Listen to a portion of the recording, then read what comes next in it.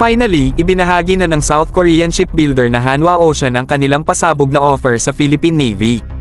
Grabe mga bro, game changer talaga ito.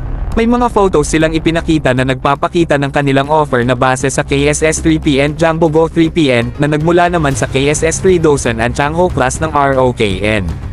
Binanggit din nila ang mga advantage ng kanilang lithium-ion batteries na tinalakay natin ilang araw na ang nakalilipas, pati na rin ang life cycle costs nito kumpara sa KSS-1 Jambogo ay nabase sa Type 206 1400 Jambogo class, at KSS-2 Jambogo 2 na base sa Type 214 Songwon-il class. Ang training simulator na kasama sa mga submarine ay talagang impressive din dahil nagtatampok ito ng lahat ng pangangailangan ng training para sa Philippine Navy kahit hindi ka nasa loob ng tunay na submarine.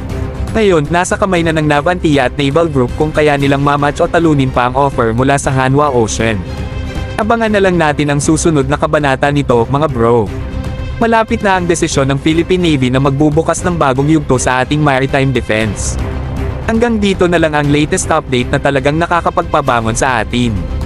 Kung natuwa kayo sa impormasyong ito at nag-iisip ng malalim, huwag kalimutan na hit ang like button, mag-subscribe, at i-ring ang notification bell para manatiling updated sa mga nakakaingganyang balita at analysis.